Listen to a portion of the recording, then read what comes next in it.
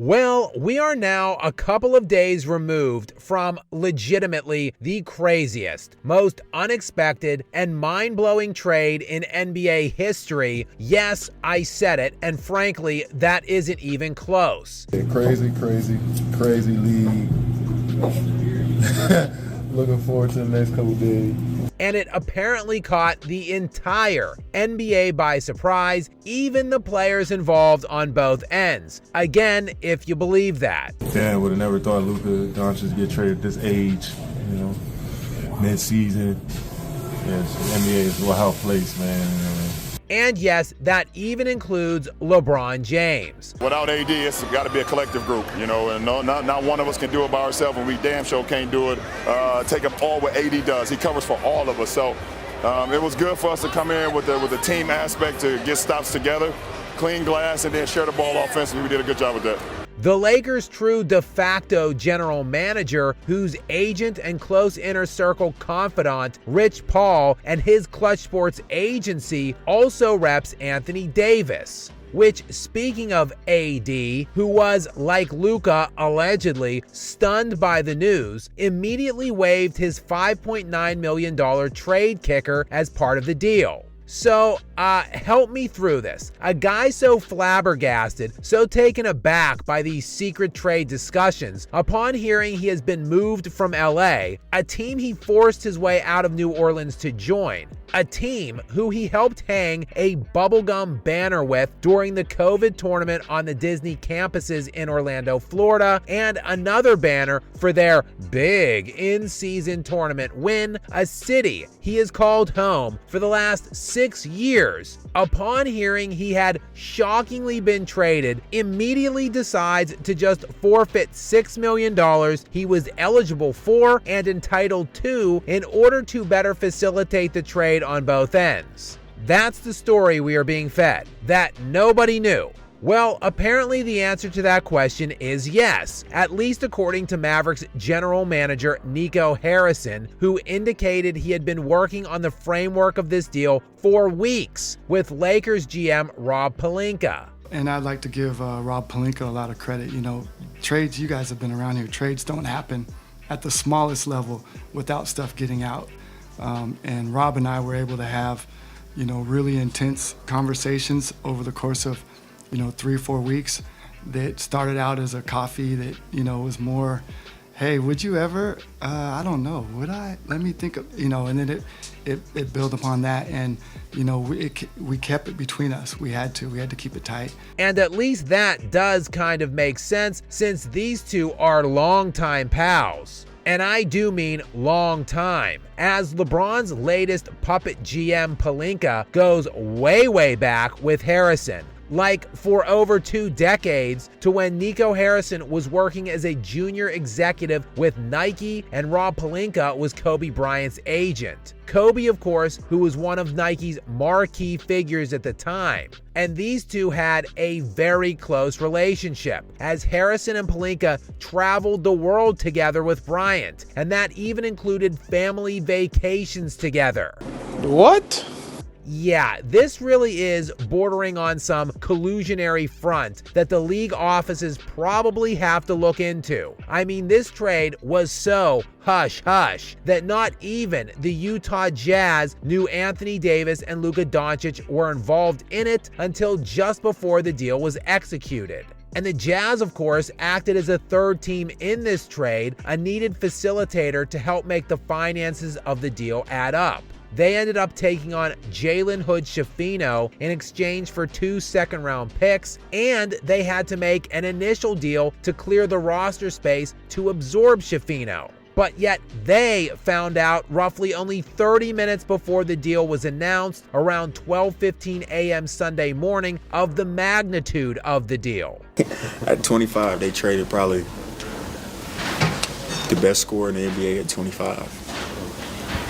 And he didn't know about it. So it's a lot more digging somebody got to do to find out why he got traded. Seriously, this shit cannot be legal under NBA collective bargaining agreements. Harrison, meanwhile, discussed some more specifics to the deal in a press conference, which was almost as surreal and stunning as the trade itself, as he was putting out a lot of questionable stuff here.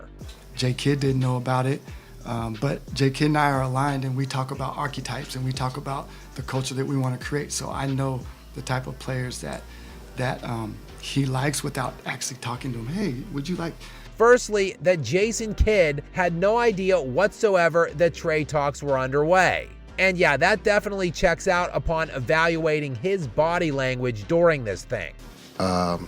It is part of the business. It is a little shocking, but like in the sense we have to push forward. It looks like Kidd is either being held at gunpoint to be a part of this presser at all, and if not, like he needs to be institutionalized immediately without a belt or shoelaces. What I'm saying here is this guy needs to be placed on immediate watch for his own well-being, as he might possibly be a risk to himself or others. Blink twice, Jason, if you need help. Yeah, Kidd clearly wanted nothing to do with this trade or this press conference. Well, let's be clear. I'm the one making the decision, and Jay's supportive of it, so it's me. During it, Nico confirmed that Luka did not ask out and that they were not concerned with him signing the pending Supermax extension he was eligible for this summer, which would have been worth $345 million. No, not at all. Not at all. Nothing verbally that would lead me to believe that. Speaking of that extension, Luka will, of course, not be eligible for the Super now due to this trade, a move that will end up costing him $116 million. Damn! And even for immensely rich professional athletes, $116 million is nothing to sneeze at, and all because Luka is fat and out of shape. He's fat! That's not according to me, mind you, but rather to sources close to the team, who paint Luka as an unserious person unwilling to take care of himself physically. He's fat! With these sources close to the team going so far as to say the organization outright blames his being fat. He's fat! On the reason he has played in just 22 games this season due to a calf injury. Now, Harrison stopped short of saying that in his press conference, but did say essentially that he didn't think Luka fit in with the team culture. And then as we turn the page, I think it's important to know that J. Kidd and I, we've had a vision in the culture that we want to create since we've been here. And the players that we're bringing in, we believe exemplify that. And that in addition to being fat and out of shape, Luka is also lazy and doesn't take defense seriously. Nico Harrison, after all, thinks that defense wins championships. And, we think defense wins championships. And we're bringing in one of the best two-way players in the league. Something Kidd did say that he was aligned with Harrison on. Again, Nico has talked about defense.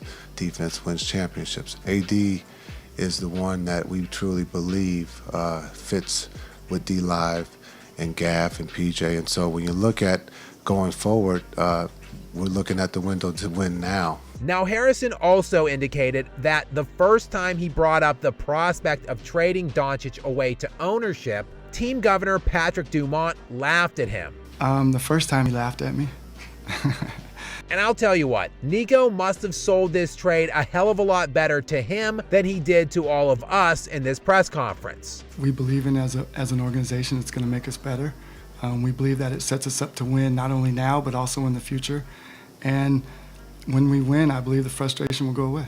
Look, if you want to peddle this as the Mavs are better right now with AD and Christie, sure, I'll actually buy that at this point. Because Doncic is hurt, we are unclear on just when exactly his return will be, and he is not currently in the best of shape. He's fat! As reports have him at least 30 pounds heavier than his 230-pound list weight. But trying to pawn this move off as the best thing for the long-term future of the organization is nothing short of insane, bordering on just outright lies. It's a complete crap. Let's in fact just go with the premise that Luka is indeed fat and lazy and doesn't take his conditioning seriously. He has been first-team All-NBA for the last 5 consecutive seasons. That is 5 All-NBA first-team nods in his first 6 seasons, the same as Jordan had. 3 more than LeBron. The only types of players that did it more times in their first 6 seasons were players like Tim Duncan and Larry Bird. Doncic currently has the 3rd highest regular season scoring average in NBA history, behind only Michael Jordan and Wilt Chamberlain, while he is 2nd in playoff points per game, behind only Michael Jordan. Yes, Luka and MJ are the only 2 players in league history to average over 30 in the playoffs, while Luka joins LeBron James and Oscar Robertson as the only 2 players in league history to average at least 25 points, 7 rebounds, and 7 assists per game. And so you're telling me he has done all of that despite being fat and lazy? Well, yikes, Dallas. Better hope he all of a sudden decided to not be fat and lazy. A team, by all accounts, that he loved and he himself indicated that he wanted to play his entire career for, basically just cost him $116 million because they thought he was fat and lazy. I just say there's levels to it. And there's people that fit the culture and there's people that come in and add to the culture. And those are 2 distinct things. And I believe the people that were coming in are adding to the culture. Could there be more of a public and humiliating wake-up call for Luka Doncic? Look, he is not having a good year, as he did appear to be out of shape to start it, and now has missed 27 games, all before the All-Star break. But prior to this season, Doncic has played in an average of 67 games per year for his entire NBA career. People are painting him out to be some kind of a Zion Williamson or Joel Embiid type figure. And that's not fair to Doncic. Those 2 guys have been out for the majority of multiple seasons throughout their tenures in the league, and neither have even one time been out of the 2nd round of the playoffs, while Doncic has proven to be a playoff riser, as he has been in 2 conference finals and an NBA finals, all by the age of 25. Anthony Davis, meanwhile, turns 32 next month, and he himself has a history of injuries and a lack of availability. In fact, he has been less durable than Doncic. Doncic has missed 91 games of a possible 513 in which he has been eligible to play in, thus he plays roughly 82% of the time. Whereas AD, famously glossed with the nickname of Street Clothes, I call him Anthony Street Clothes Davis because he's always in street clothes, has missed 232 of the 1,010 games he has been eligible for during the course of his career, meaning his availability sits at around just 77% of the time. If the Mavericks do not win a championship, and I mean like this season, this trade has the potential to become one of, if not the worst trades in NBA history. Hell, in all of sports history, especially if Doncic does take this as a wake-up call. So the clock is now ticking on Nico Harrison, and well, he knows what it is. They probably bury me and Jay by then, or we bury ourselves. Yes. If this thing goes badly, chances are he will be swiftly out of a job, and not just with the Mavericks, but out of the NBA altogether, because mistakes of this magnitude are etched in stone on your permanent record for all of time. Good luck, Nico, because you're gonna need it.